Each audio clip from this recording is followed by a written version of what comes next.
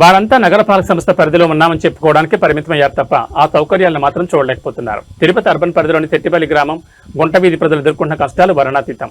Drainage కాలువలు అస్తవ్యస్తంగా ఉండడం, తాగడానికి గుక్కడి నీరు దొరక్క ఇబ్బందులు పడుతున్న వైనంపై నేడు స్థానిక ఎమ్మెల్యే ఆర్ఎన్ శ్రీనివాసులు రంగంలో దిగారు. తిరుపతి కార్పొరేషన్లో విలీనం అయినప్పటి నుంచి తమ వీధిలో కనీస వస్తువులు కరువయ్యాయని గ్రామస్తులు ఆవేదన వ్యక్తం చేస్తున్నారు. మురుగునీరు రోడ్లపైనే ప్రవహిస్తూ అపరిశుభ్రత నెలకొందని, తాగునీటి సరఫరా లేక నిత్యం నరకం చూస్తున్నామని వారు పేర్కొన్నారు. సెట్టిపల్లి జనసేన ఇన్ఛార్జ్ నాగార్జున రాయల ఆధ్వర్యంలో గ్రామస్తులంతా కలిసి ఎమ్మెల్యేను కలిసి వినతిపత్రం అందజేశారు.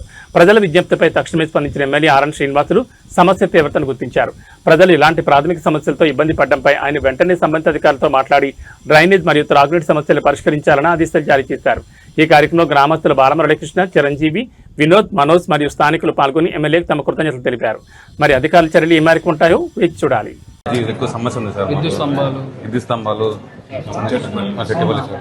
ఒక బోర్ కూడా ఇచ్చాను సార్. నేను అక్కడ సమస్య మొత్తం వాటర్ అన్న వాటర్ సమస్య, కొత్త బోర్ కూడా ఒకటి వేయించాలి సార్. వాటర్ గుంట్లో అంటే లైన్ ఇప్పుడు లాగుతా ఉంటారు కదా, అంటే తెలంగాణ ఇబ్బంది అయినప్పుడు మామూలు బోర్ ఉంటే బోర్ పట్టడానికి అవకాశం ఉంటుంది సార్. రోడ్లు కూడా లేదు సార్. రెండే లైన్ లో ఇచ్చేదానికి అవకాశం ఉందా?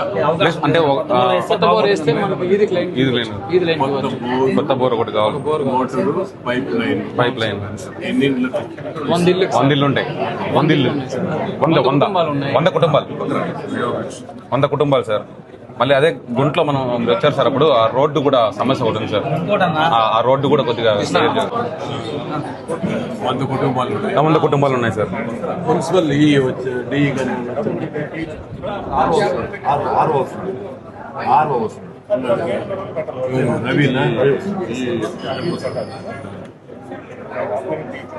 Engineering section